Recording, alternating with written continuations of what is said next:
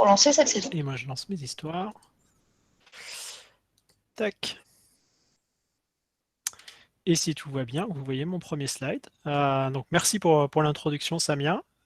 S'il y a un problème sur les slides ou si vous m'entendez mal ou si quelque chose se passe mal, criez quelque part dans le chat, dans le Slack, ou même ouvrez votre micro, c'est possible. Enfin, n'hésitez pas, si jamais il y a quelque chose que vous entendez mal, à me le dire et à le reprendre. Donc, je vais vous proposer ce petit talk sur les chatbots, hein, pour faire simple, dans le domaine de l'aéronautique, sachant que l'objectif du talk n'est pas de se concentrer sur l'application qui est quand même très métier. On va quand même regarder un petit peu les aspects algo et data. Mais ce que je voudrais présenter vraiment aujourd'hui sur ce projet, c'est le chemin en fait d'un projet de data ou d'un projet de recherche en machine learning, de partir des hypothèses, des problématiques, jusqu'à arriver à faire des expérimentations et à trouver des résultats. Donc, une petite intro sur qui nous sommes. Airbus, je vais pas faire la présentation, je pense que vous nous connaissez tous à peu près, même si cette année vous n'avez peut-être pas beaucoup pris d'avion. Dans Airbus, il y a le centre recherche et technologie, qui est un petit peu le laboratoire corporate du groupe Airbus, donc qui est vraiment rattaché à la CTO, Grazia Vittadini, et qui fait des projets de recherche un peu plus amont pour toutes les divisions, hein, pour Airbus Avion, mais pour Airbus Hélicoptère, pour Airbus Défense, pour Airbus Espace, un peu pour tout le monde. Et donc j'ai la chance d'avoir intégré ce groupe il y a quelques années maintenant. Dans cette entité CRT, donc il y a plusieurs sous-équipes de recherche évidemment, et donc moi je fais partie de l'équipe qui s'appelle Airbus AI Research, donc qui est dédiée à la data et à l'intelligence artificielle pour toutes les applications d'Airbus. Donc c'est une équipe, on est presque 30 maintenant. On aurait dû dépasser les 30, mais cette année c'est un peu difficile, comme pour tout le monde, je pense. Et une équipe pluridisciplinaire, hein, il y a vraiment de tout. Il y a des experts du traitement d'image, des experts du traitement de la parole, des gens qui sont plus good old AI, avec des techniques de recherche d'arbres, par exemple. Et puis une grosse composante deep learning aussi. Et un chef très sympa. Et je dis pas ça comme ça. Dans cette équipe, en fait, donc je resserre un peu le zoom sur 5 personnes dont je fais partie, qui est un peu l'équipe traitement de la langue naturelle. Donc Alexandre, Pooja, Catherine, François et moi-même. Je focalise un peu sur ces 5 personnes parce que c'est les 5 personnes qui ont travaillé sur ce projet. Donc ça, je tiens vraiment à le dire, hein, j'étais absolument pas tout seul sur ce projet, c'était un projet d'équipe. Ça s'est passé sur presque 2 ans et tout le monde a vraiment contribué. Et voilà. Donc, un projet d'équipe dans une équipe de recherche, dans une grosse industrie bien lourde de l'aéronautique. Donc, de quoi on va parler ce soir? Ah oui, j'ai fait les slides en anglais. J'espère que ça ne choquera personne. Si jamais il y a vraiment des phrases, il n'y a pas beaucoup de texte, hein, mais s'il y a des phrases qui vous embêtent, vous n'hésitez pas aussi, vous criez. Donc, on va parler un petit peu de vol autonome, parce que c'est un peu un gros sujet à la mode chez Airbus, évidemment. On va parler un petit peu de chatbot. Pour ceux qui se rappellent, on avait déjà présenté avec Alexandre il y a 2 ans, il me semble, au TDS, quelque chose sur les chatbots au tout début de notre projet. On va parler de data science et de recherche et vraiment de protocole expérimental, sans rentrer dans les choses trop hardcore, mais vraiment pour essayer de remettre les choses en perspective. Voilà, donc on va parler un petit peu de tout ça. On va rajouter un petit peu de deep learning, un petit peu de data, j'ai mis du code, mais en fait, il n'y aura pas de code. Mais bon, si vous voulez, on pourra parler de code. Voilà, donc ce talk est assez disparate et je pense qu'il y a de quoi creuser sur beaucoup de sujets autour de tout ça. Pour commencer, je vais commencer par les résultats, parce que ce sera un petit peu plus rigolo ou un petit peu plus interactif. Ouais, je ne sais pas si j'arriverai à faire un truc interactif comme ça à distance, hein, mais je vais essayer. Donc les résultats, c'est qu'on a réussi à publier des résultats et ce graphe est l'aboutissement de nos 2 ans de recherche. Voilà, donc on a fait 2 ans de travaux, on a fait plein de code, on a fait plein de trucs. L'objectif, c'était d'avoir un petit graphe comme ça fait avec Matplotlib et des petits boxplots. Donc ça paraît très très simple et ça paraît être un truc un peu bateau, mais on voit un tout petit peu qu'il y a un système qui domine l'autre dans le temps passé pour résoudre des tâches. Donc notre système, c'était le jaune, le système à se comparer, c'était le violet. Donc notre système, il est un poil mieux. C'est pas beaucoup, mais c'est largement suffisant pour nous. Et le plus important, en fait, c'est que ce graphe, il vient d'une expérimentation utilisateur. Donc, on s'est mis vraiment dans des conditions quasi réelles. Alors, quasi réelles, parce que se mettre dans un avion, c'est pas possible, pas dans des délais si courts. Donc, dans un simulateur de cockpit, avec, bon, pas des pilotes simulés, mais des étudiants pilotes de l'école ENAC. Et donc la petite tablette que vous voyez là sur la gauche, c'était nous, c'était notre prototype qu'on a pu expérimenter pendant plusieurs semaines avec eux dans un simulateur de cockpit. Donc ça, je pense que c'est un des résultats les plus intéressants. Et après, le fait qu'on ait des datas et une petite preuve de ce qu'on voulait faire, c'est un plus, je dirais. Donc revenir un tout petit peu sur le contexte. Le contexte, il est simple. Vous savez très très bien que Airbus, depuis quelques années, et même beaucoup d'autres constructeurs, travaillent sur un avion de plus en plus autonome. Donc il y a une superbe roadmap interne, un petit peu comme chez Tesla, avec les niveaux d'autonomie L1, L2 jusqu'à L5. Malheureusement, cette information-là, j'ai pas le droit de la diffuser, évidemment. Donc je vais pas en dire beaucoup plus, mais bon, il y a des choses qui sortent régulièrement dans la presse. Il y a eu des atterrissages complètement autonomes, basés vision. Il y a eu du taxi, du décollage. Il y a de plus en plus de choses qui se testent vraiment sur le terrain. Et petit à petit, donc, on avance vers un avion de plus en plus autonome. Euh, L'intérêt de ça, en fait, c'est ça s'inscrit pour Airbus dans une vision très long terme, qui sont les futurs avions. Alors, j'ai mis ici les futurs cockpits. Alors, c'est directement extrait du site web, hein. Tout ce que je vous transmets, c'est des choses qui sont publiques, évidemment. Donc, à gauche, c'est une version améliorée des cockpits actuels. Je crois que c'est un A320, si je ne me trompe pas. Et à droite, donc c'est les prototypes qui sont en train d'être évalués chez Airbus, avec un changement majeur, comme vous pouvez le voir, c'est qu'il n'y a plus qu'un seul pilote qui est centré tout seul dans son cockpit. Et évidemment, ça c'est un des gros changements chez Airbus, c'est une grosse rupture dans la manière de concevoir et d'opérer un avion. Donc, en gros, qu'est-ce que ça change et pourquoi, du coup, on a besoin d'un chatbot dans un cockpit? Eh ben, l'idée, elle est simple, hein, c'est qu'aujourd'hui, les pilotes, ils sont deux. Alors, c'est deux pilotes, en fait, c'est pas un copilote et un pilote. C'est deux pilotes, dont un qui prend le rôle du capitaine, mais qui se répartissent les tâches, en fait, tout au long du vol, que ce soit les checklists, les pré-briefings, la communication radio. À un moment aussi, il faut guider l'avion de temps en temps. Mais tout ça, c'est partagé entre deux humains et en plus qui permettent de se valider entre eux pour certaines choses, notamment pour les checklists. Et dans le futur, eh ben, en fait, s'il n'y a plus qu'un seul pilote, il va avoir beaucoup plus de choses à faire, évidemment. Donc l'idée, bah, c'est d'avoir un assistant virtuel qui va permettre de déléguer un certain nombre de tâches dans le cockpit, et puis de réduire ce qu'on appelle la charge cognitive du pilote, c'est-à-dire simplement réduire le nombre de choses qu'il a à gérer pour qu'il se concentre sur les choses sur lesquelles il a le plus de valeur ajoutée. Un des problèmes classiques qui est pas forcément évident quand on connaît pas très bien le monde du pilotage, sachant que moi, il y a 2 ans, je connaissais pas du tout les avions, hein, pour que ce soit très clair. Même si ça fait longtemps que je suis chez Airbus, ça fait pas très longtemps que je suis côté avion. Bah, en fait, le taxi, c'est-à-dire conduire l'avion de la porte jusqu'au début de la piste de décollage, en fait, c'est quelque chose qui est très compliqué et qui nécessite énormément d'attention de la part du pilote, parce qu'il faut vérifier, il faut demander les autorisations à chaque fois qu'on passe sur une piste, il faut demander les autorisations à chaque fois qu'on doit rentrer ou s'arrêter ou faire un stop, et puis il faut vérifier qu'on ne va pas taper dans n'importe quoi, parce qu'il peut y avoir une grue, il peut y avoir un bâtiment.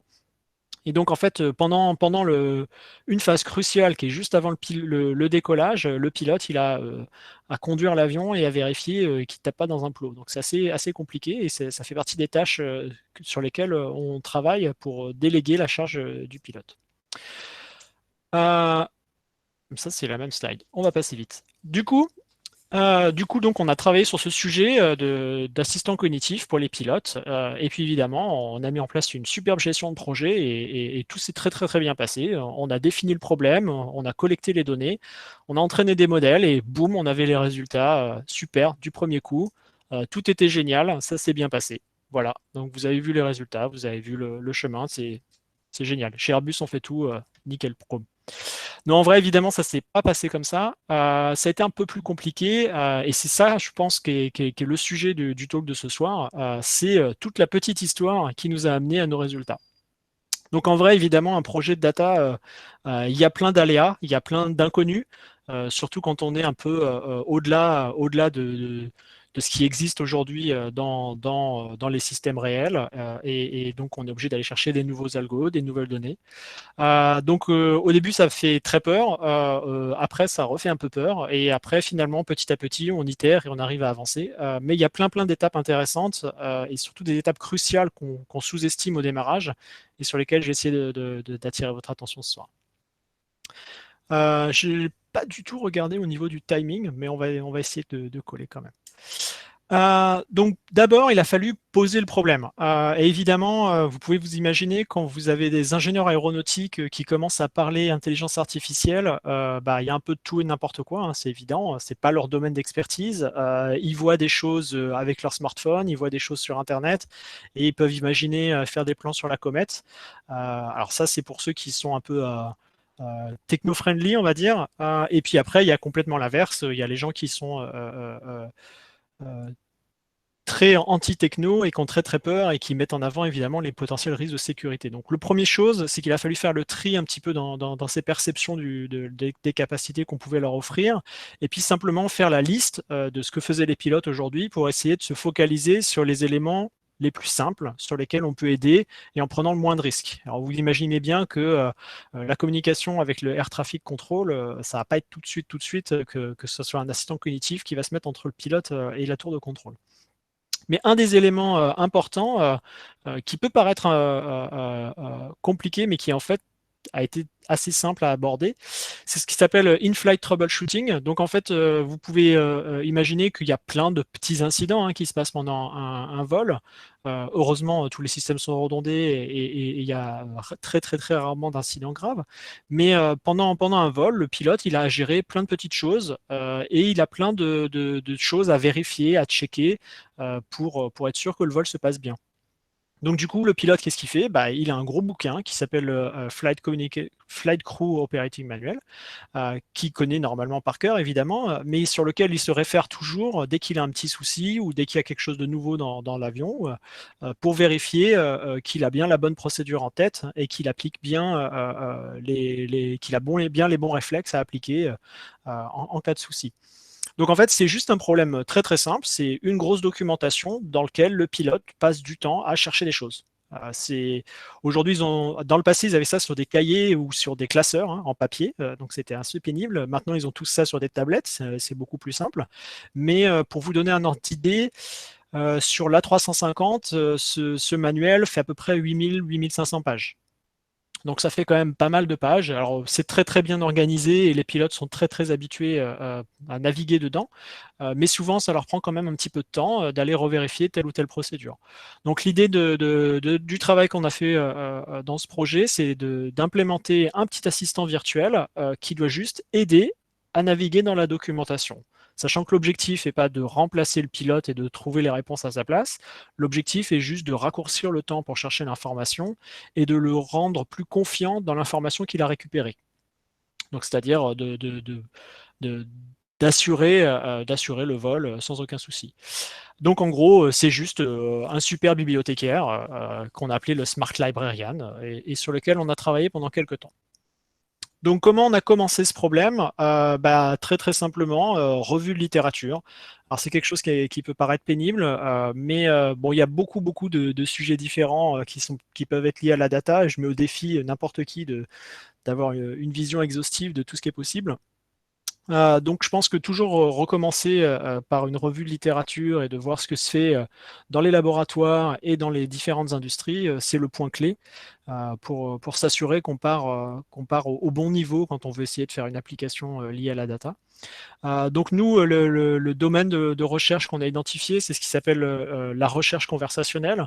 Donc en gros, c'est une évolution assez naturelle de tous les gens qui travaillent sur les moteurs de recherche, et donc avant les gens qui travaillaient sur les problèmes de bibliothécaires et d'organisation de l'information.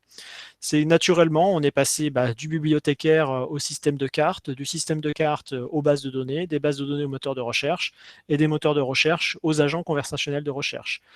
L'idée étant très très simple, c'est que au lieu d'aller taper dans une search box les 3 mots qui vous intéressent et puis d'itérer 3-4 fois pour refaire votre requête, eh ben, on a un agent qui discute avec vous et qui essaye de trouver la réponse à votre problème en même temps que vous, plutôt que juste de répondre à trois mots-clés.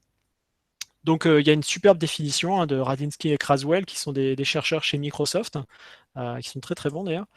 Les éléments importants, c'est que donc c'est bien un problème de recherche d'information. C'est une conversation et il y a des allers-retours. Donc, c'est les grandes différences, je dirais, si on veut se démarquer des moteurs de recherche ou des systèmes de requêtage dans les bases de données. C'est qu'on recherche des gros paquets d'informations et puis on sait qu'on va itérer. On sait que c'est rarement la première question qui va tout de suite donner la bonne réponse. L'élément important pour nous, une fois qu'on a eu le temps de faire cette revue de littérature, ça a été de se confronter un petit peu aux gens du domaine. Donc on a publié ce petit papier, Conversational Agent for Aerospace Question Answering, Position Paper. Donc c'est un papier qu'on a publié en 2019, tiens, j'ai pas mis la date, dans lequel on a juste fait un état. On a dit, bah voilà, nous on est dans l'aérospatial, on a ces problèmes-là, on a des documents comme ça. On a vu les moteurs de recherche sur Internet, ils font comme ça. Les Google, Siri et Alexa, ils font comme ça. Nous, ça ne nous va pas. Il y a un trou dans la raquette et il faut qu'on creuse ce sujet. Donc, bon, c'est pas toujours possible de publier ce genre de revue littérature, mais pour nous, ça a été hyper intéressant parce qu'on a pu participer à une conférence, échanger avec les gens, avoir de nouveaux pointeurs. Et je pense que c'est une étape très très importante au démarrage où vraiment il faut exploser, il faut aller chercher dans tous les côtés. Et mettre les choses par écrit dans une revue littérature, ça permet de cadrer un peu où on veut aller et de faciliter les échanges avec d'autres personnes dans cette période un peu exploratoire. Bah voilà, ça c'était le paper. Si ça vous intéresse, il est en libre accès. C'est pas fracassant, hein, je crois qu'il fait même pas une dizaine de pages, mais il pose les bases des axes sur lesquels on a voulu travailler. Une fois qu'on a récupéré un petit peu une vision de ce qu'on voulait faire, la première étape, c'est évidemment de collecter de la donnée.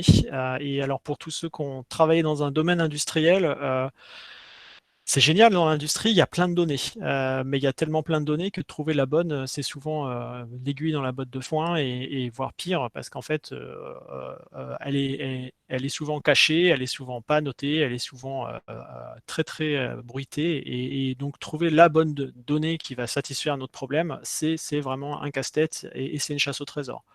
Donc, ce qu'on a fait, nous, c'est qu'on a commencé par les documentations techniques internes de chez Google. On a regardé aussi les documents que les pilotes utilisent pour s'entraîner et pour passer des examens de certification, évidemment. On a organisé un workshop avec des ingénieurs de l'aéronautique qui travaillent sur le FCOM, donc qui est le manuel d'opération des pilotes. Et puis, on a même été jusqu'à faire un petit hackathon pour collecter de nouvelles données. Alors, pas directement des pilotes, parce qu'évidemment, ces gens-là sont extrêmement chers et très, très difficiles à accéder, même les pilotes d'essai de chez nous. Mais avec des ingénieurs du domaine, du métier, des gens qui connaissent l'avion, des gens qui connaissent la documentation technique, des gens qui rédigent les procédures et donc qui connaissent un peu sur le bout des doigts tous les problèmes que les pilotes peuvent rencontrer dans un avion. Donc ça nous a permis, ah oui, un petit élément important quand même, ça c'est pour, je dirais, plus ceux qui débutent dans la data science et dans les projets de data. Ne jamais oublier que la vraie donnée, c'est celle vraiment que vous avez dans vos mains et ne jamais se laisser avoir, je dirais, par le nombre de personnes qui vous disent qu'ils ont quelque chose ou qu'ils ont vu quelqu'un qui a vu quelque chose. Tant que vous n'avez pas de la donnée et tant que vous n'avez pas de la donnée réelle, vous ne pouvez pas mesurer la complexité de votre problème. Donc soyez très prudents là-dessus. Et notamment nous, on s'est aperçu en récupérant les données réelles, donc là c'est des documentations techniques d'A320. Alors c'est pas les documentations des pilotes, elles-ci, mais peu importe, elles sont très similaires. En fait, on peut se dire de la recherche documentaire, c'est un problème résolu depuis des années. Moi, personnellement, ça fait un peu plus de 10 ans que je bosse sur la recherche documentaire, notamment sur le web. Je peux vous dire quand même que la documentation technique d'Airbus, elle est assez costaud, notamment parce qu'il y a énormément de types différents hop, de médias, donc avec des schémas, avec plein d'annotations, avec des diagrammes comme ça, hyper complexes et des tableaux. Et même le texte, il y a des grosses parties de texte libre bien faites, on va dire, de l'anglais propre. Et puis il y a des parties qui sont très très particulières et très très métiers. Donc faites attention, la data, c'est évidemment toujours le piège du début, c'est de se lancer trop trop vite dans l'application alors qu'on n'a pas vérifié qu'on a la bonne data, qu'on a bien compris la data et qu'on a un corpus substantiel pour démarrer. Donc après, pour nous, le point essentiel, enfin en tout cas moi sur lequel j'ai beaucoup appuyé dans ce projet, pardon, ça a été de définir nos problèmes de recherche. C'est-à-dire il y a le problème industriel, il faut aider le pilote à chercher dans la documentation technique. Soit. Et à partir de là, quels sont les problèmes recherche? Parce que s'il n'y a pas de problème recherche, je dirais que c'est juste de l'industrialisation, du code à faire et appeler des ingénieurs pour faire une application. Non, il y a vraiment besoin de définir la problématique ou les problématiques et donc de poser des hypothèses de recherche, c'est-à-dire des éléments, euh, je perds le mot en français pour dire statement, des faits testables, des propositions, ce qu'on veut vérifier par rapport à ces données, par rapport à la relation entre ces données et les opérateurs des avions, c'est-à-dire les pilotes, et comment on pourrait tester et valider ces propositions. Donc nous, on en a fait 3. Je vais aller très vite dessus pour pas forcément. Encore une fois, le cœur du sujet, c'est pas là. Mais ce qui est très très clair pour nous, c'est que voilà, il y a différents types de tâches dans un cockpit et il y a différents documents pour les pilotes. Donc, quels sont les types de tâches et les types de documents qui peuvent matcher le mieux? Ça, c'était la première hypothèse. La deuxième hypothèse, c'était que l'expérience et le rôle des opérateurs dans le cockpit va affecter leur manière d'utiliser la documentation. Et la troisième hypothèse un peu plus large, c'est qu'il y a un certain nombre de paramètres humains, on va dire, comme l'expertise, l'expérience, la connaissance par cœur de certaines tâches ou pas, va vraiment affecter et perturber leur utilisation de la documentation et leur méthode de recherche dans ces outils de recherche en fait. Et donc là, c'est un point important, ça veut dire qu'il faut s'adapter à l'utilisateur et donc on s'attendait évidemment à ce que les pilotes ne soient pas des rechercheurs lambda comme on tape dans Google en fait, qu'ils aient une manière très particulière d'aborder les problèmes et de chercher l'information. Donc, on a pris un peu de temps pour travailler sur ces hypothèses, et avec notamment les ingénieurs d'Airbus. Et donc, on est parti de là, de notre état de l'art, de notre jeu de données, et puis voilà, on s'est lancé pour essayer de résoudre ce problème-là. Donc, comment on a fait? On avait fait un état de l'art, on avait regardé ce que faisaient les autres, et on a passé plusieurs mois, je pense, à gratter du code et à tester des trucs. Donc tester des datasets. Alors en fait, c'est des datasets de question answering, donc avec des questions et des réponses. Donc Squad, Squad 2, ConfQA, etc., etc. Donc la plupart du temps, alors il y en a beaucoup qui sont basés sur Wikipédia, où en fait ils prennent une page Wikipédia, ils ont fait poser des questions à des gens et identifier les réponses dans la page. Donc c'est assez simple, hein, ça veut dire que c'est du fact-checking, on cherche la réponse à une question, on sait que la réponse est dans le document, il y a juste à sélectionner un petit bout de documents pour fournir la réponse à la question. Donc ça correspondait plutôt pas mal à notre cas. Il y avait des cas un peu plus techniques, par exemple Ubuntu, où c'est des dialogues entre des utilisateurs et des experts, on va dire, pour essayer de résoudre des problèmes techniques. MS Dialogue aussi, donc Microsoft Dialogue, c'est carrément le forum de troubleshooting de Microsoft. Et ensuite, on a regardé plein d'approches. Je les ai pas toutes listées, j'ai fait deux mémoires, mais en fait, on a testé beaucoup plus que ça.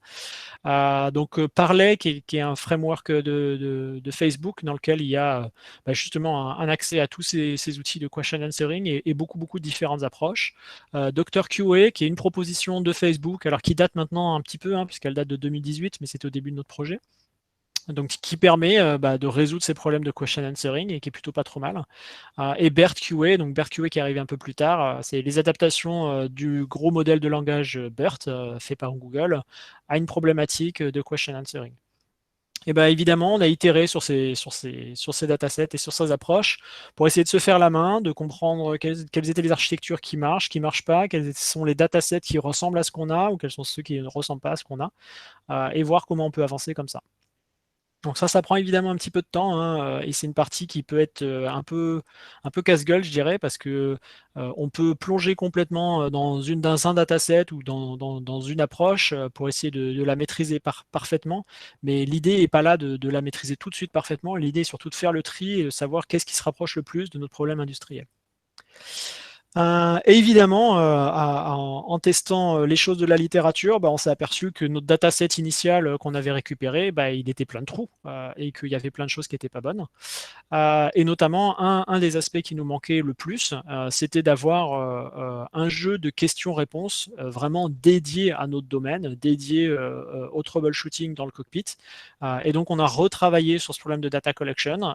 Donc, c'est là qu'on a fait ce hackathon avec je sais plus, une cinquantaine d'ingénieurs, hein, si je me souviens bien, pour récupérer plusieurs centaines de questions, qui sont des questions, je dirais, réalistes, qui arrivent à des pilotes dans le cockpit, et donc dont la réponse se trouve dans la documentation écrite par ces ingénieurs. C'est ce qu'on a appelé notre Pilot Question Answering Dataset, alors qui n'est pas énorme, hein, mais qui nous permet d'avoir un dataset métier, précis, parfait, avec des réponses connues, des réponses qui étaient des fois hyper complexes, hein, parce qu'évidemment, à travailler avec des ingénieurs, on a des questions alambiquées, et puis ils se faisaient plaisir à essayer de coincer notre système, parce qu'on avait un premier prototype de système qu'on leur avait mis dans les mains pour essayer de travailler sur cette génération de questions. Mais ça nous a permis donc d'avoir ces datasets de référence de la littérature, quelques approches de référence, notre documentation technique, je dirais que la viande dans notre problème, hein, c'est toute l'information est extraite de cette documentation technique, et puis ce dataset de référence métier sur notre domaine, vraiment pile poil lié à notre application. Et donc là, à partir de là, on a pu vraiment commencer à réfléchir à une application complète, enfin un prototype complet, et à savoir comment évaluer nos hypothèses par rapport à ce dataset. Donc le prototype, alors là, vous n'hésitez pas, je ne suis pas forcément rentré partout dans les détails, vous n'hésitez pas si vous avez des questions. J'avais dit que je lancerais le truc de question answering. Tac. Il est là, et je ne sais plus comment je le partage normalement.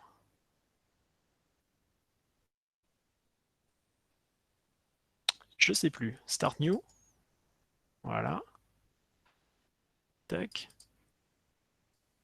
Je mets ça dans le chat. Si vous avez des questions, vous pouvez les poser là-dessus. Enfin, vous pouvez aussi poser les questions dans le Slack, dans le chat. Mais sinon, vos questions apparaîtront ici, et soit j'arriverai à les prendre au fur et à mesure, soit on les traitera à la fin du talk. Hop, on va revenir. Ah bah du coup, vous le voyez là maintenant. Donc le prototype, donc c'est là qu'on va rentrer un peu plus dans la technique. Alors une vue à 3000 pieds, on va dire, de notre assistant virtuel. Alors c'est juste une architecture classique d'assistant conversationnel, hein. Là-dessus, il n'y a pas de particularité. Donc la possibilité ou pas d'avoir une interface par la vocale, évidemment. Donc, si on a une interface vocale, on a un micro, il y a du speech-to-text qui transcrit la parole en texte brut. Ensuite, on a un étage de compréhension du langage naturel, NLU, qui permet d'interpréter le texte brut en intention, en entité, qu'est-ce que veut la personne, quels sont les éléments clés et les concepts clés qui sont exprimés dans la parole. Ensuite, ici, on a un étage lié à la gestion du contexte, donc pour se remémorer, par exemple, quand il répète une question ou qu'il corrige quelque chose. Donc, c'est une gestion séquentielle du contexte de conversation. Et à partir de ce contexte, on a un moteur de dialogue ici qui permet de gérer complètement la conversation.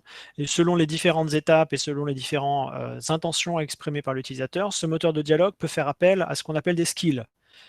Donc on a plein de skills qui sont développés chez nous pour ce genre de choses. Et notamment, donc pour cette étude, on a développé un skill de question answering. Donc dans le cas où le pilote exprime une question dans sa parole ou dans le texte qui rentre dans l'assistant virtuel, et ben on déclenche ce skill, et ce skill il va juste transférer la question à un moteur de recherche qui va filtrer les milliers de pages de documentation technique, donc le FCOM et le FCTM, qui est une autre documentation dont je n'ai pas parlé, et qui sont normalement les références pour les pilotes pendant le vol.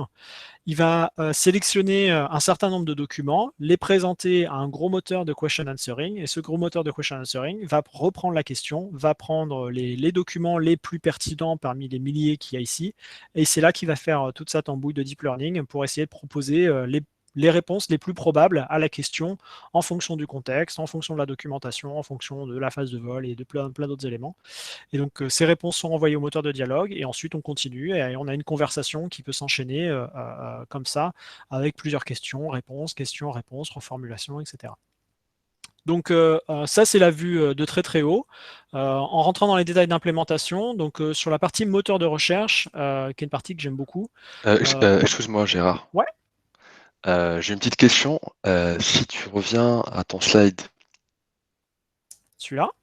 Oui, donc ici, les N-answers, donc les réponses dont on parle, Ouais. est-ce que c'est des réponses qui existent déjà dans le dataset ou bien c'est des réponses inventées? Alors non, c'est des oui, c'est des réponses qui existent dans le dataset. Alors je vais faire un focus sur le moteur de question answering et je pourrais expliquer un peu plus. Mais à ce niveau-là, on dit question answering. En vrai, c'est ce qui s'appelle du slot picking, je crois. C'est-à-dire qu'il parse les documents qu'on lui donne ici. Donc, je sais pas, on lui donne 3 pages de PDF. Il va parser toutes les pages du PDF en ayant la question en tête et il va sélectionner les bouts du PDF qui semblent bons.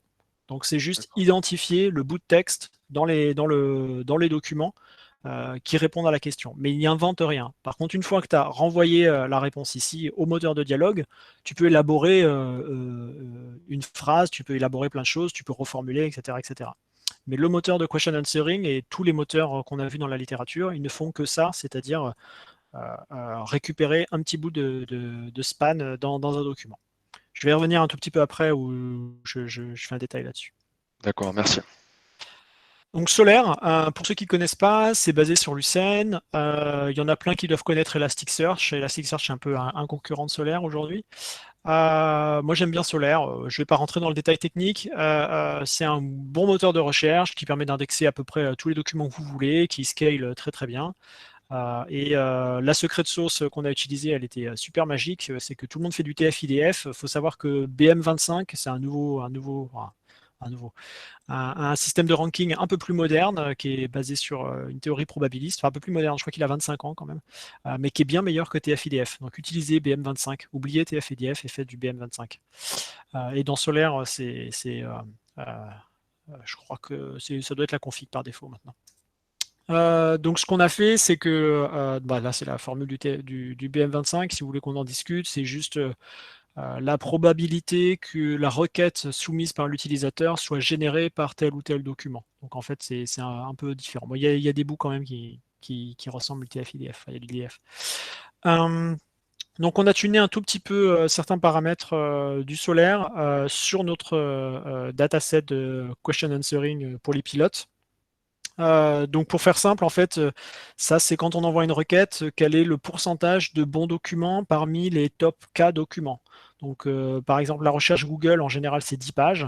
Et ben, par exemple, dans notre système, en moyenne, sur toutes les questions de notre système, 6 pages sur 10 étaient pertinentes pour les questions. Donc on était plutôt pas mal. Et après, le score de NDCG, c'est un peu plus fin, c'est en fonction du poids du ranking de chaque document pertinent. Mais de facto, Solaire est plutôt très bon, nous a permis d'avoir un système de filtrage très simple et très rapide à mettre en place, et plutôt efficace. Et donc après, une fois qu'on avait le top K document pertinent, donc je crois qu'on faisait le top 20 pour nous, mais vous voyez que de toute façon, quand on va un peu plus loin, ça sert à rien, donc on coupait à un moment. Ça permettait quand même de passer de 8500 pages à 20 pages. Et on envoyait ça donc à un BERT QA qui a été customisé chez nous. Donc BERT QA, comment ça fonctionne? C'est assez simple. Donc en entrée, on prend les documents, on les prend un par un et on les éclate en passage. Donc on prend chaque phrase. En gros, on vectorise tous les éléments, évidemment. On a des tokens un peu spéciaux pour les séparateurs. En premier, on envoie évidemment la question, et ensuite, on envoie le passage. Et donc ça passe là-dedans, on envoie les différents passages, et ensuite il nous fait des prédictions sur les start et stop, hein, c'est-à-dire le début et la fin de la réponse dans le passage incriminé, avec un score qui permet de vérifier si telle ou telle réponse est plus intéressante que d'autres. Donc si on a cet input-là, alors si le passage il fait pas la taille complète du vecteur, on met du padding ici, et ensuite en prédiction, on a un vecteur pour le start et un vecteur pour le end. Et donc, ça permet de dire, bah voilà, dans ce passage-là, la réponse à cette question-là, elle est là. Elle est entre ce début-là et cette fin-là. Donc, il faut imaginer que la partie rouge, c'est un bout de texte, hein, évidemment. Et évidemment, pour les documents qui sont longs, pour les réponses qui sont complexes, et ben, ce qui peut se passer, c'est qu'on détecte le début, mais on ne détecte pas la fin. Ça veut dire que la réponse, elle continue d'un passage à un autre jusqu'à ce qu'on détecte la fin. Donc ça permet quand même des trucs très très impressionnants. Donc BERT par lui-même est pré-entraîné sur énormément de documents et donc a une très très très bonne compréhension de l'anglais général, on va dire. Le BERT QA a été fine-tuné sur des datasets comme Squad ou Squad 2 qui viennent de Wikipédia, donc encore de l'anglais assez propre, mais des données très très très volumineuses. Alors sachant que Squad et Squad 2, il faudrait que je vérifie, il y a une partie qui est du crowdsourcing et une partie qui est autogénérée. Donc il y a des questions qui sont un peu foireuses hein, quand même dans les données d'apprentissage. Mais les résultats sont quand même vraiment bluffants et donc nous on a fine-tuné en plus ce modèle sur notre petit dataset de Pilot QA. Et la petite subtilité qu'on a ajoutée, enfin là c'est mes collègues en fait qui l'ont fait, c'est pas moi, c'est qu'on a donné la possibilité au moteur de répondre qu'il ne savait pas. Donc par défaut, en fait, ce BERT QA essaye toujours de prédire la réponse dans les passages, mais il est possible qu'on lui donne un document qui soit pas bon en fait, qui réponde pas à la question. Et donc nous, on a fait juste une sortie supplémentaire en plus du start and end, la capacité de rejeter la question, de dire non, il n'y a pas la réponse dans ce document a priori. Donc ça permet aussi de dire bah, cette question, pardon, je ne peux pas y répondre avec ce document. Donc c'est juste modifier un tout petit peu l'architecture du réseau de neurones, réentraîner et fine-tuner sur notre domaine. Et ça aura encore une fois donné des résultats assez intéressants. Donc ça, c'est les scores qui, si tout va bien, seront publiés dans un article scientifique. On doit avoir la réponse de la review la semaine prochaine. Donc c'est une preview. Sinon, je sais pas, on mettra peut-être sur Archive. Donc en prenant le plus gros BERT et en prenant des passages de 512 tokens et en entraînant donc en multitask, le multitask c'était nous justement la capacité de faire du rejet, c'est là qu'on avait les meilleurs scores, donc scores sur Squad 2 qui sont quand même intéressants. F1 score de presque 85%, c'est quand même plutôt pas mal, il me semble que c'est pas très très loin de la capacité des êtres humains. Et sur notre dataset, bien sûr, on est beaucoup plus pourri que sur du Squad. Il y a deux raisons à ça, hein. La première, c'est qu'on a très très peu de données d'entraînement, parce que notre dataset fait que quelques centaines de questions. Et puis, il y a des questions qui sont hyper compliquées. On a notamment un bon paquet de questions dont les réponses sont en fait ont besoin de faire référence à des tables. Et là, ce genre d'approche ne marche pas sur les tables, évidemment. On a d'autres outils pour essayer de s'adresser à ce problème de table dans les documentations techniques. Voilà. Ensuite, il nous fallait faire un moteur conversationnel. Alors ça, on a travaillé avec Rasa. Pour ceux qui ne connaissent pas Rasa, pour faire des chatbots, c'est génial. J'ai pas d'accent chez eux, mais ils sont vraiment très très très bien. Donc, ils ont énormément de connecteurs pour tous les différents outils de chat que vous voulez, du Google Meet, du Slack, du machin, du truc. Ils ont un moteur de NLU qui est assez puissant pour comprendre le texte entré par les utilisateurs. Ensuite, un moteur de dialogue complètement basé sur une architecture fait maison, architecture Diet, ça va être Dialogue Intent Entity Transformer. Donc, c'est un transformer modifié pour détecter les entités et les intentions des utilisateurs pendant le dialogue. Et ensuite, un truc tout intégré pour faire des trucs chouettes et assez rapidement entraîner votre propre petit chatbot sur des différentes conversations. Et ils ont une méthodologie assez intéressante. Et oui, évidemment, ils sont tout open source. Nous, on a fait un petit partenariat avec eux pour ce projet, mais sinon, tout est open source et c'est plutôt très puissant. Et donc, on a modélisé notre propre modèle de dialogue pour réaliser cet assistant conversationnel. Alors, on n'est pas parti from scratch, on est parti de données réelles. En fait, si vous vous souvenez, j'ai mentionné MS Dialogue, Microsoft Dialogue, qui était un dataset de dialogue de troubleshooting entre un technicien et un expert pardon, et un utilisateur qui avait un problème technique. Donc on a repris la modélisation de ce dialogue réel et on l'a abstrait et on l'a réimplémenté dans Rasa sur notre cas d'usage, donc avec cette chaîne de Markov un peu jolie où on voit les différents cas de ce que peut dire l'utilisateur ou de ce que peut exprimer l'utilisateur et ce que peut répondre l'agent. C'est un petit peu plus touffu que ça, on a rajouté des choses, notamment des capacités, ce qu'on appelle de chit-chat, de faire de la conversation un peu libre pour que le chatbot soit un peu plus vivant et soit mieux perçu par les utilisateurs. Le résultat et l'intégration de tout ça, donc c'est une vision un peu plus détaillée entre le moteur de recherche Retriever, le moteur de question answering et le moteur de dialogue. Donc un exemple, un vrai exemple qui marche. When do you extend the RAT manually? In electrical emergency when the RAT is not automatically deployed. Alors pour ceux qui ne connaissent pas la RAT, c'est une petite éolienne sous l'avion qui peut se déployer. Quand les moteurs sont éteints dans un avion, en fait, il n'y a plus d'électricité. Mais quand l'avion vole, eh ben, il peut sortir une petite éolienne qui fait de l'électricité et qui peut réalimenter le cockpit et les systèmes d'urgence.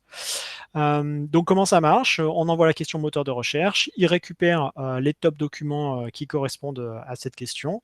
Le moteur de QA, comme je vous ai montré, va scanner chacun des documents un par un, passage par passage, en prenant en contexte la question, avec son gros moteur, son gros modèle de deep learning.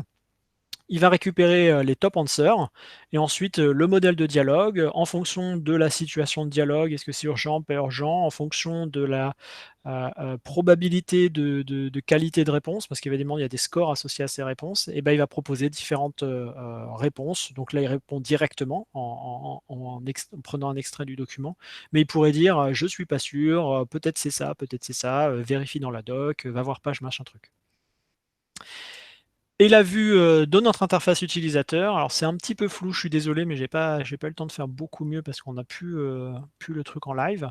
Donc une interface simple, mise à disposition sur une tablette. À gauche, un truc classique de messagerie, je dirais. L'agent conversationnel à gauche et nous, on peut taper ici à droite. Donc on peut taper n'importe quelle question, évidemment. Et puis, il y a la capacité à faire du push-to-talk, donc de parler directement. Et il y a la transcription faite par un moteur de speech-to-text. Quand le système comprend une question, il va donc chercher les réponses, il va proposer toutes les réponses qu'il a trouvées ici.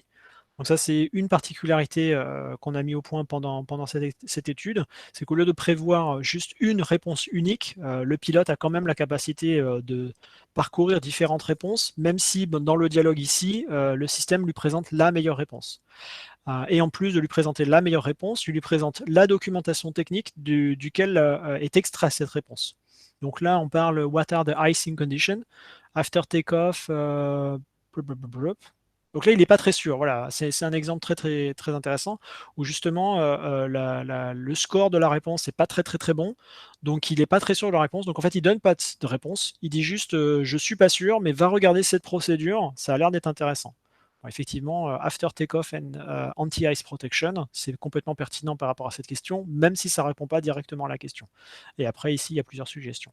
Mais ce qui était très important, donc, c'était de garder la documentation comme référence, puisque c'est le document de référence certifié, et le pilote doit toujours avoir accès à cette documentation, même si l'agent conversationnel doit l'aider et faciliter pour accéder plus vite à cette documentation.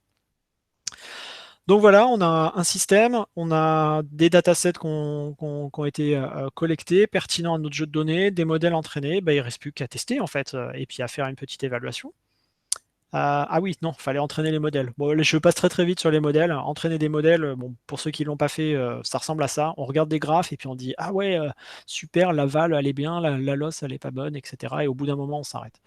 Non, on pourrait passer des heures sur comment entraîner des modèles de deep learning, mais ce n'est pas le sujet d'aujourd'hui. Si vous avez des questions, on en discutera après, évidemment.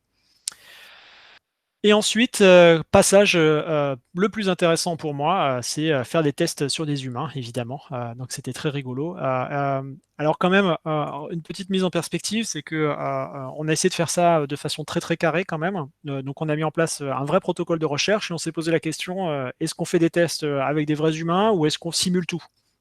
Donc il y a plusieurs communautés, hein, évidemment. Dans le machine learning, les gens ils préfèrent un peu simuler parce que ça fait plus de données, parce que c'est plus facile d'avoir des métriques, parce que c'est plus facile de reproduire les scénarios et les expérimentations. La question qu'on se pose, c'est comment simuler un humain, comment simuler un pilote surtout, parce qu'un pilote c'est quand même un humain avec un training, un entraînement très particulier et puis une expérience. Qu'est-ce qu'on mesure finalement quand on fait des mesures que sur un simulateur? Et puis est-ce que c'est vraiment vraiment reproductible? Donc j'étais évidemment un peu biaisé, mais on est parti sur les expérimentations avec des vrais humains pour plusieurs points précis pour moi. Les points les plus précis, c'est que donc il y avait nos hypothèses H2 et H3 qui étaient par rapport à l'expérience l'influence de l'expérience et du training des utilisateurs sur ces problèmes de recherche et sur la perception des documents. Ça, on peut le tester. L'expérience d'un être humain, il faut un être humain. Et aussi, bon, moi par expérience, j'ai déjà fait ce genre d'expérimentation utilisateur sur des systèmes de recherche documentaire. Et en fait, tester avec des vrais humains, c'est le seul moyen de trouver les trous dans la raquette et de voir toutes les choses que vous avez pu manquer quand vous avez conçu votre problème, quand vous avez conçu votre système. C'est vraiment très très intéressant d'avoir un feedback concret live de vrais gens. Bon, bien sûr, ça prend plus de temps. Et puis, vous verrez à la fin, les conclusions sont moins définitives parce qu'on n'a pas une métrique avec un seuil. C'est très qualitatif comme perception puisque les humains, c'est des humains. Mais moi, je trouve ça plus intéressant. Pardon, je trouve ça plus intéressant par rapport à ce qu'on apprend sur l'utilisation de notre système par rapport à des vrais utilisateurs, parce que c'est quand même eux les destinataires finaux. Donc comment on a fait ça? Donc on a mis en place un protocole de recherche complet. Donc on a rechecké la littérature, on s'est fait aider d'un laboratoire, on s'est fait aider aussi du laboratoire Achille de l'ENAC, donc laboratoire d'expérimentation ergonomique, et c'est eux qui nous ont mis à disposition leur simulateur de cockpit sur lequel on peut équiper des choses. Il faut sélectionner une population de sujets. C'est pas si simple. Qui on prend, pourquoi, quel âge, quels sont les critères, quels sont les paramètres qu'on va analyser. Il faut aussi décider des scénarios, il faut définir différentes contraintes, etc., etc. Et un petit point de détail, c'est qu'il faut aussi se faire valider par un comité d'éthique. Alors, ils font plusieurs choses maintenant, hein, mais ils font essentiellement, c'est pour vérifier qu'on ne va pas torturer nos sujets d'études, évidemment, mais aussi vérifier qu'on gère bien les données privées s'il y en a et qu'on fait les choses carrées. Donc, on peut vous dire que notre étude a été certifiée 100% sans cruauté envers les humains. A priori, personne n'a eu de problème psychologique après notre étude. Et oui, un point intéressant aussi sur lequel on s'est un petit peu amusé, c'est définir les scénarios d'études. Donc là, c'est vraiment les vrais scénarios qu'on a déroulés. Donc il y avait des scénarios qui sont assez rigolos, comme windshield crack. Donc windshield, c'est le pare-brise. Donc, quelle est la procédure quand il y a une fissure sur le pare-brise? Quelle est la procédure et comment gérer quand il y a une bombe qui est découverte dans un avion? Et après des trucs plus simples, comment on gère quand l'air il est trop chaud dans le cockpit et ça n'a pas été détecté par le cockpit. Donc c'est des situations plus simples ou plus dures. Alors en fait la difficulté gérer une bombe à bord c'est pas simple, hein. C'est pas ce qu'on a voulu dire ici en disant que cette tâche était facile, mais trouver la procédure officielle qui est dédiée à la gestion d'une bombe à bord, en fait c'est un problème assez simple. La documentation est très claire. Évidemment c'est un problème d'urgence. Donc la documentation est extrêmement claire et trouver la procédure parfaite pour gérer cette bombe à bord avec tous les contrôles qu'il y a à faire dans l'avion et dans l'endroit où on a découvert la bombe. Cette procédure existe. Les pilotes sont censés la connaître, évidemment, et elle est simple à trouver. En revanche, essayer de diagnostiquer d'où peut provenir un air trop chaud quand on le perçoit dans le cockpit, mais que ça n'a pas été détecté par les capteurs, c'est un problème compliqué parce que ça nécessite d'aller vérifier plusieurs documentations techniques, d'aller naviguer dans plusieurs paragraphes pour arriver à un endroit très très précis sur une panne dans le système d'air conditionné. Donc différentes tâches, différents niveaux de difficulté par rapport à notre problème de recherche, encore une fois. Mais ce qui est très intéressant, c'est que il y a des procédures pour plein de choses dans les avions, et globalement, ils ont tout trouvé. Enfin, non, pas tout, pas tant les hard. Donc on arrive maintenant, je pense qu'on arrive pas très loin de la fin, hein. On arrive à la fin et au résultat. Donc, on a réussi à dérouler notre expérimentation. On a fait venir nos petits étudiants et on les a torturés un petit peu pendant un petit peu de temps et ils ont réussi ou pas à répondre à nos questions. Donc maintenant, on a récolté plein de données dans cette étude, évidemment. C'est assez hallucinant dès qu'on met des utilisateurs devant un système, le nombre de sondes qu'on peut mettre partout sur le système pour mesurer des choses, pour mesurer des timings, pour mesurer à quelle vitesse il bouge la souris, à quelle vitesse il tape, etc. La quantité de données qui est générée par des expérimentations utilisateurs est phénoménale, sans compter les observations qu'on peut faire. Donc, je ne sais pas si vous avez vu dans la photo là, mais il y avait tout le temps, à côté du sujet d'étude, quelqu'un qui jouait le rôle d'observateur et qui checkait qu'est-ce que faisait l'étudiant, et ça nous permet aussi d'apprendre énormément de choses. Et du coup, on arrive à revenir à nos hypothèses. Qu'est-ce qui a été validé, qu'est-ce qui a été invalidé? Très simplement, en fait, donc, notre hypothèse H1 pardon, a été validée, c'est-à-dire que oui, il y a différents types pardon, de tâches de recherche. On les a mesurées dans nos expérimentations et ça influence de manière assez drastique la manière dont les utilisateurs recherchent les documents et arrivent à trouver la réponse. Évidemment, les tâches les plus dures sont dures. C'était super intéressant de vérifier ça quand même. Non, ça paraît un peu de la tautologie, mais c'était un point important. Je dirais, c'est des choses de calibration qui nous permettent aussi de vérifier que la perception d'une tâche difficile par le gens qui conçoivent le système est la même que celle par les gens qui utilisent le système. Et c'est un point extrêmement important.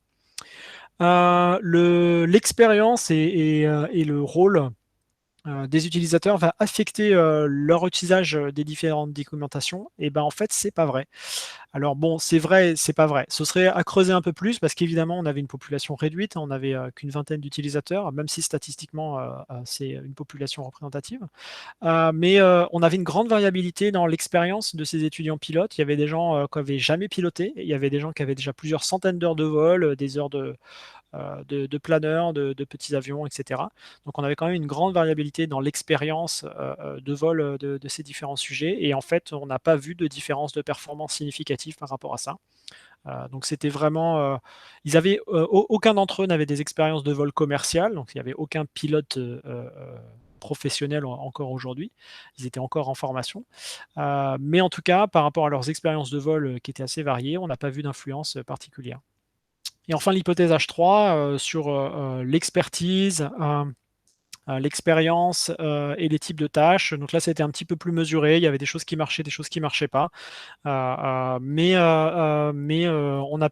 nous a permis d'apprendre et de savoir comment faire évoluer notre système et comment l'adapter mieux pour un prototype V2 ou pour le futur système.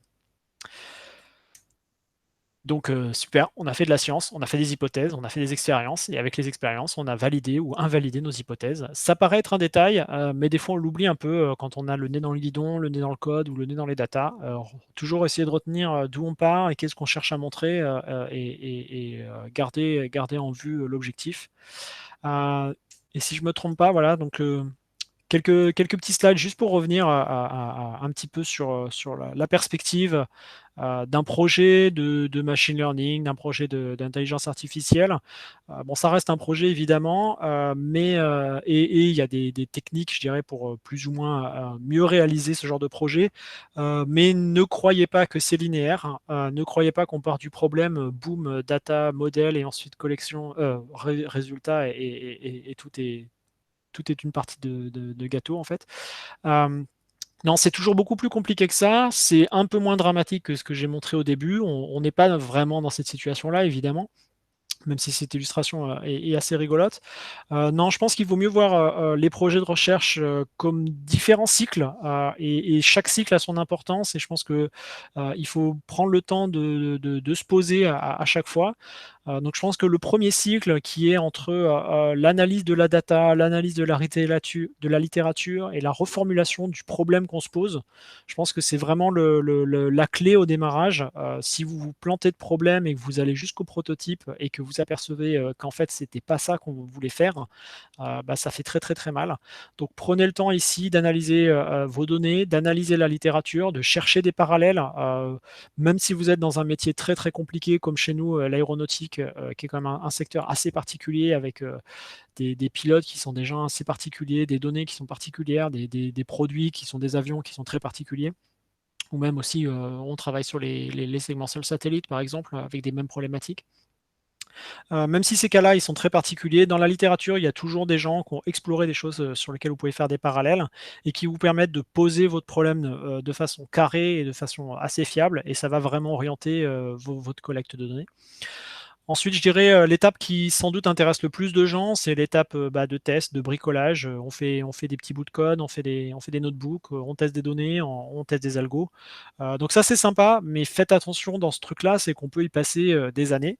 Parce qu'il y a plein de benchmarks, parce qu'il y a plein de aussi il y a plein de choses qui sortent en open source, les choses sortent de plus en plus vite évidemment, donc on a toujours envie de tester le dernier algo.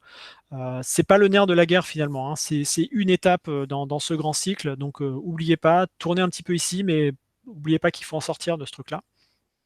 Et ensuite, donc la dernière étape pour moi, qui est souvent cruciale et souvent on passe à côté, c'est de revenir aux utilisateurs, de revenir aux gens qui vraiment, à qui va servir le système ou va servir le modèle qu'on va déployer. On parlait tout à l'heure, Samer a évoqué le problème de Twitter et du biais racial de leur système de cropping d'images. C'est exactement ça, hein, leur problème, c'est que leur système, ils l'ont. Alors, a priori, ils l'avaient déjà quand même testé pour essayer de valider des biais raciales, mais ils ne l'ont pas vraiment assez testé, peut-être avec assez de données ou assez d'utilisateurs. Et le résultat, c'est celui qu'on a vu et qui est sorti et qui a fait un petit peu mal à Twitter quand même s'ils se sont bien rattrapés. Donc prenez le temps de parler avec vos futurs utilisateurs quand vous le pouvez et de mettre en place des expérimentations interactives. C'est pénible, c'est un peu long, ça prend pas mal d'énergie, mais le retour sur investissement est énorme et le feedback que vous pouvez récupérer et les choses que vous pouvez apprendre sont vraiment énormes. Donc n'hésitez pas à prendre du temps dans tous ces petits cycles. Il y a plein de choses à faire, il y a plein de choses marrantes dans ces cycles, et je pense qu'il n'y a pas de, il y a pas de, il y a pas de choses moins importantes que d'autres, même si aujourd'hui c'est un peu le culte des algos et des datasets, et donc beaucoup de gens essayent de rester dans le cycle du milieu. Je pense que le cycle d'analyse de la littérature et d'analyse des jeux de données, de construction des jeux de données est absolument sous-estimé dans le domaine du machine learning. Et de même, les expérimentations avec les vrais utilisateurs et les tests sur le terrain, encore une fois, très très souvent sous-estimés. Un petit slide de remerciement. Donc, cette étude a été financée par là où je travaille, donc Airbus Central Research and Technology, et avec une super équipe. Ça, je réinsiste là-dessus. J'étais absolument pas tout seul, même s'il n'y a que moi qui présente aujourd'hui. Mais tous les noms de mes collègues sont dans les papiers. Et donc, avec le support du laboratoire Achille de l'ENAC et avec le docteur Ying-Song Liu, qui est maintenant rattaché à l'Université du Danemark du Sud, donc SDU, mais qui à l'époque était rattaché à l'Université nationale d'Australie. Merci à tous. Merci d'avoir passé tant de temps. J'espère que tout le monde a survécu et que vous n'êtes pas mort de faim. J'ai pas du tout regardé s'il y avait des questions. Ouais, il y avait des questions. Si vous avez des questions à l'oral, il y en a là aussi. Il y en a une aussi dans le chat du Meet. Ok, ce que je vais faire, ok, on va regarder là. Alors, on va essayer de les prendre dans l'ordre. Si vous me permettez, je vais boire un petit coup. Au niveau du timing, on en est où? Parfait. Parfait. Il est 20h30. Je ne me suis pas du tout entraîné.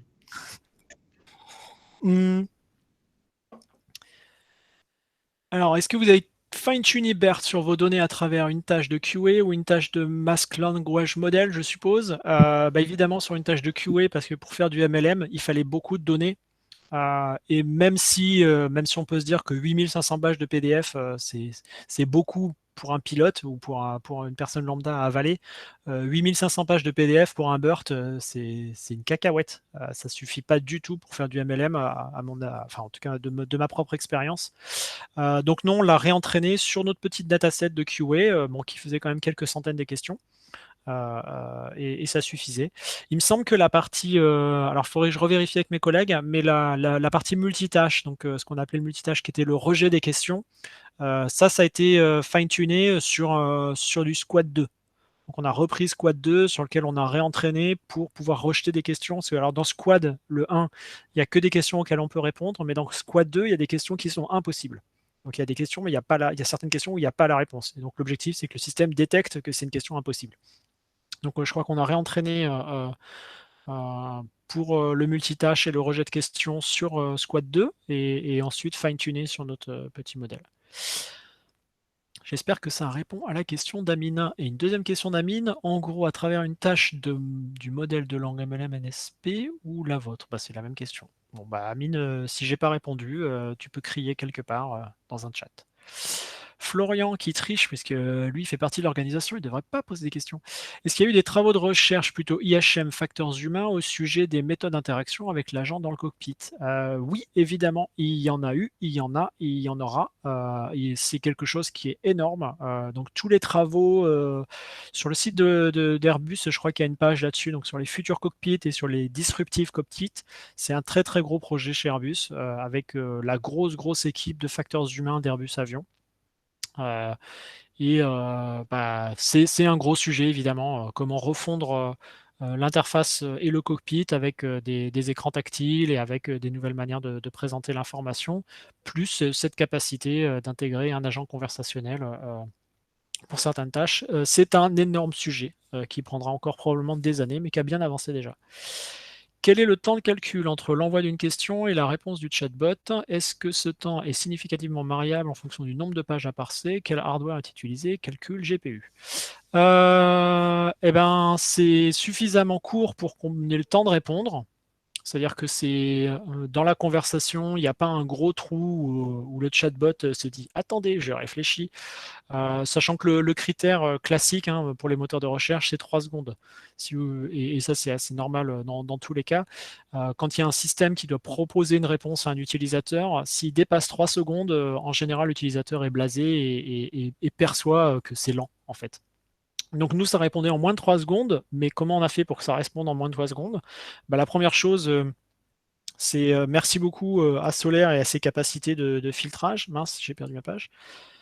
Si vous ne voyez pas mes slides, vous me le dites, mais je voudrais revenir. Non, on les voit. Vous les voyez? Sur cette architecture-là, donc le secret, c'est que le moteur de questions-réponses, il prend les documents un par un. Donc moins on lui envoie de documents, moins longtemps il prend à répondre. C'est une évidence. Et donc ils font un moteur de recherche qui filtre le mieux possible. Donc on parle de 8500 pages et puis il faut arriver à, je crois que c'était 20 qu'on faisait et on arrivait à faire 20 pages en moins de 2 secondes et ça nous permettait de répondre dans le temps imparti. Ah mince, j'ai perdu les questions. Ah, je suis trop bête. Mais si, non, je dois pouvoir les retrouver. Tac, QA History. Bingo. Ça doit être celui-là. Voilà, super. Vous arrivez à les lire les questions? Ce sont peut-être un peu petites. Bon, je les relirai. Donc, est-ce que ce temps était significativement variable? Non, parce qu'en fait, c'est complètement proportionnel au nombre de documents qu'on lui passe. Donc, si le nombre de documents est fixé, c'est pareil à chaque fois. Mais oui, c'est proportionnel au nombre de pages, donc c'est clair. Quel hardware a été utilisé? Là-dessus, on avait un petit peu de capacité. Donc en fait, la tablette était juste pour présenter l'information, mais tout était dans le cloud et on tournait sur une Amazon P2, avec une GPU, une seule GPU. Donc on traitait quand même les documents en séquence, mais avec une GPU, ça c'est clair. Sachant que la tendance aujourd'hui pour les moteurs de QA, c'est de merger le search et le QA en même temps. Mais là, du coup, c'est encore plus gourmand en hardware. Une question de Synapse Développement. On fait de la pub en même temps. Vous indiquez avoir travaillé sur les tableaux et peut-être plus largement sur la mise en forme des informations. Pouvez-vous nous en dire plus? Quelle est une piste porteuse pour améliorer les résultats? Alors, une piste porteuse pour améliorer les résultats, pas vraiment, parce que c'est une piste porteuse pour pouvoir répondre à des questions dont les réponses sont dans des tableaux, puisque les moteurs de QA comme celui-ci, qui font de la sélection de texte, bah, ils marchent pas quand c'est un tableau, parce que la réponse, il faut aller chercher dans une ligne et dans une colonne. Donc, c'est pas améliorer les résultats, hein, c'est juste prendre en compte des questions qu'aujourd'hui on rejette. Enfin, qu'aujourd'hui qui n'ont pas été traitées dans ce cas d'usage-là. Travailler sur la mise en forme des informations, donc ça la réponse est complètement non, parce qu'en fait cette mise en forme elle existe déjà, c'est celle-ci, c'est celle qui est référencée et produite par les ingénieurs de l'aéro Airbus, et c'est la seule qui est certifiée. Donc en fait on ne peut pas changer cette présentation des documents. On peut donner un aperçu ici, mais l'aperçu sert juste de raccourci en fait, mais on ne va pas changer la structure des documents parce que ces documents ils sont figés, ils sont certifiés, c'est très très compliqué Enfin, il y a des process très compliqués pour faire cette certification, donc on ne changera pas la structure de ces documents. Et quand je dis ça, je dis pas complètement la vérité, parce qu'en fait là, c'est la vue PDF de ces documents, mais ces documents sont en fait produits dans un format XHTML, si je ne me trompe pas. Donc il y a plusieurs manières de présenter ces documents, mais la structure des paragraphes, des titres, des items, des références et de toutes les tables et de toutes les figures, ça on ne peut pas y toucher. C'est juste la mise en page, je dirais, qui peut changer, quand est-ce qu'on fait un saut de page ou pas de saut de page. Mais le reste, on ne touchera pas à la structure. Maintenant, après, sur le travail sur les tables, alors les tables, c'est un problème hyper récurrent dans tout ce qui est documentation aéronautique, évidemment. Si je reviens sur ma petite illustration du début, je vais la retrouver. Si je la mets en plein écran, ce sera mieux. Ben voilà, ce genre de table, il y en a plein. Et encore celle-ci, elle est relativement simple. Il y a juste des tables, des cellules mergées ici. Mais il y a des pages et des pages de tables dans les documentations Airbus et les réponses sont souvent même à croiser dans différentes tables. Donc on a plusieurs travaux en cours là-dessus. Donc c'est sur ce qui s'appelle Natural Question to Structured Language. Alors c'est du semantic parsing ou alors plus simplement Natural to SQL. Donc, parce que la majorité des cas dans la littérature, c'est en fait des questions en langage naturel qui vont aller requêter une base de données, même si nous, ce n'est pas des bases de données, c'est juste des tables extraites, mais bon, ces tables sont quelque part dans des bases de données aussi.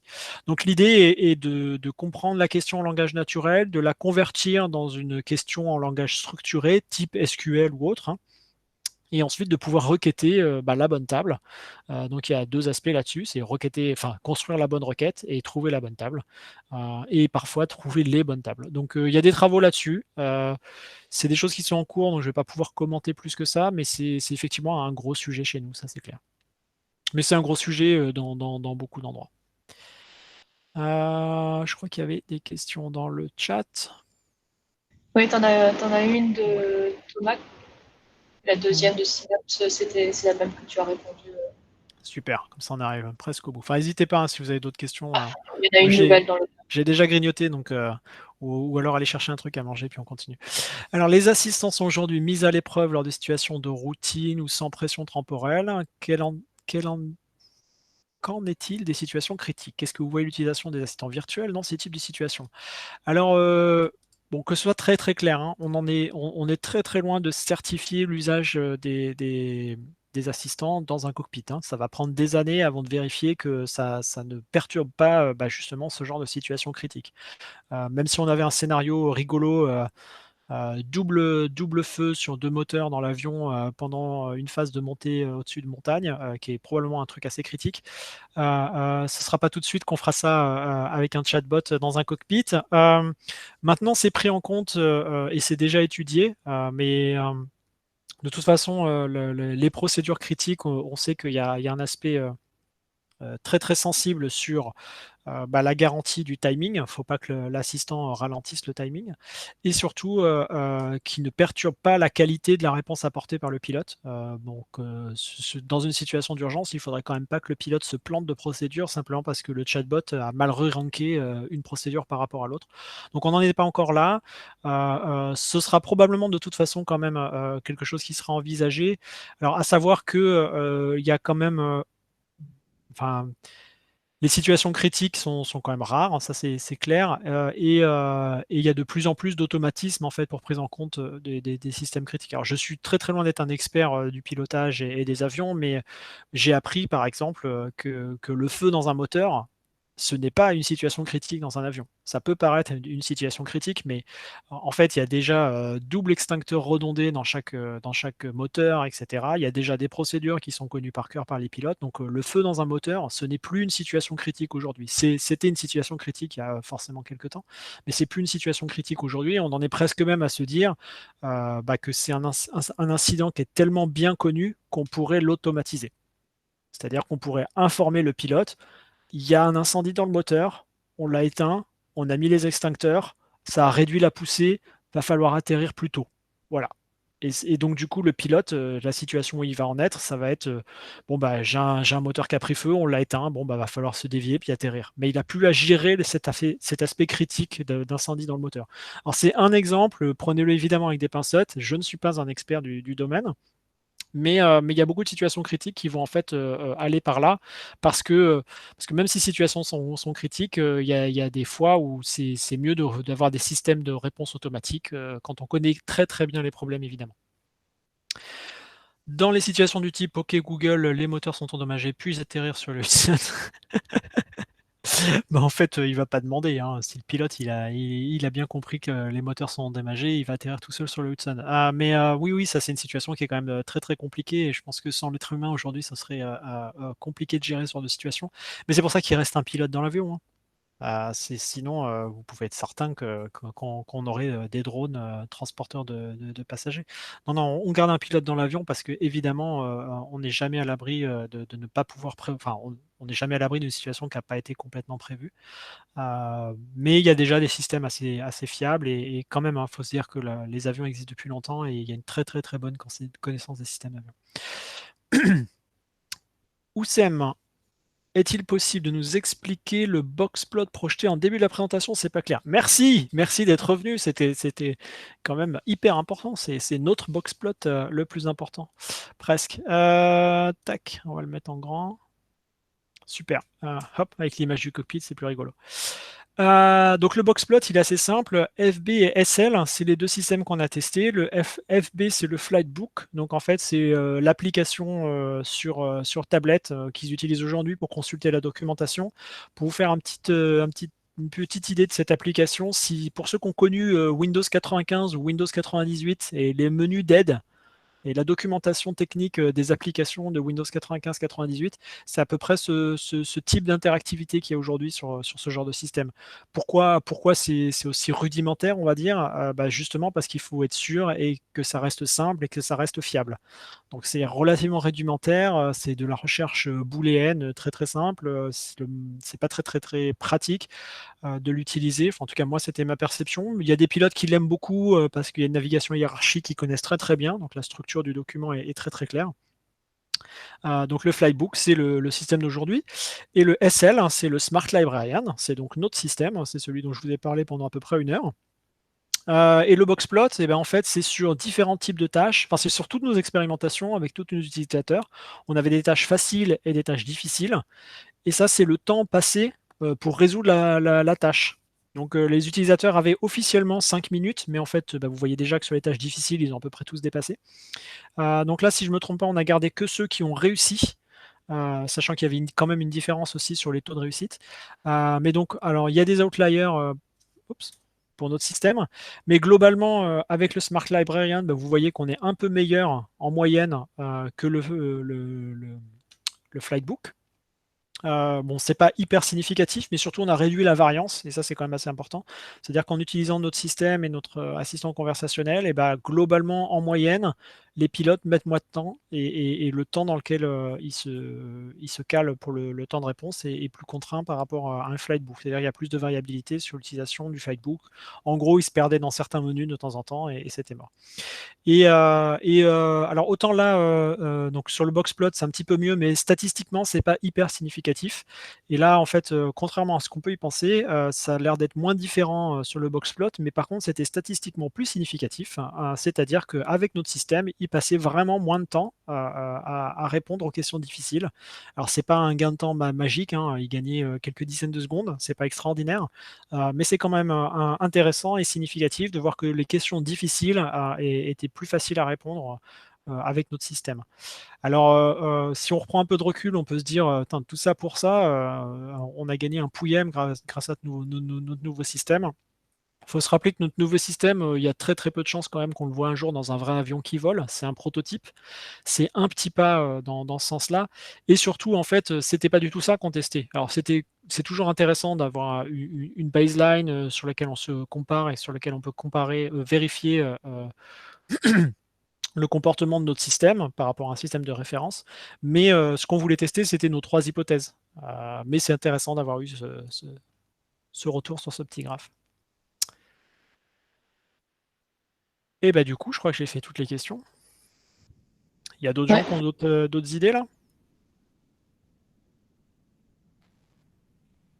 Non, on a perdu des gens en route aussi, j'ai vu. Bah écoutez, merci beaucoup pour le temps. J'espère que ça vous a plu. Moi ça m'a fait plaisir de faire cette présentation et de reparler un peu de tout ça et de parler de ce cycle de projet de recherche. Si vous avez des questions, vous n'hésitez pas. Je dois avoir mis quelque part ici mon login Twitter. Voilà. Sinon, vous voyez avec les orgas. Merci à tous. Merci beaucoup. Merci beaucoup. Merci. Merci beaucoup. Et merci à tous pour avoir assisté au premier. Si vous voulez, on teste un petit rassemblement. On voudrait tester un petit quelque chose qui est le Gather. Je vous mets tout de suite le lien dans le chat. En fait, c'est une sorte de petit après Datatalk. Bon, bah, sans la bière ni les boissons offerts par TDS, mais au moins un petit lien. Où vous pouvez, en fait, vous allez être dans une salle virtuelle et vous allez pouvoir aller voir les gens et leur parler en un par un, bien sur des tables pour parler à plusieurs et avec la vidéo, le son. Donc, voilà. Pour ceux qui veulent tester cette nouvelle proposition de rencontre. Oula. C'est bien. Encore merci beaucoup. Ah oui. Ah oui, ça vient du Gtalk, du Gather. Je vais juste muter. Voilà. Merci beaucoup à tous. Merci Gérard encore, parce que c'était vraiment très très intéressant. J'ai 2-3 questions, mais je te les enverrai. Okay. Et puis, à très vite pour ceux qui peuvent pas nous rejoindre sur le Gather. Et puis, bonne fin de soirée, bonne soirée, et portez-vous bien et faites attention à vous. Merci. À très vite. Merci à tous. Merci à tous. Bye bye.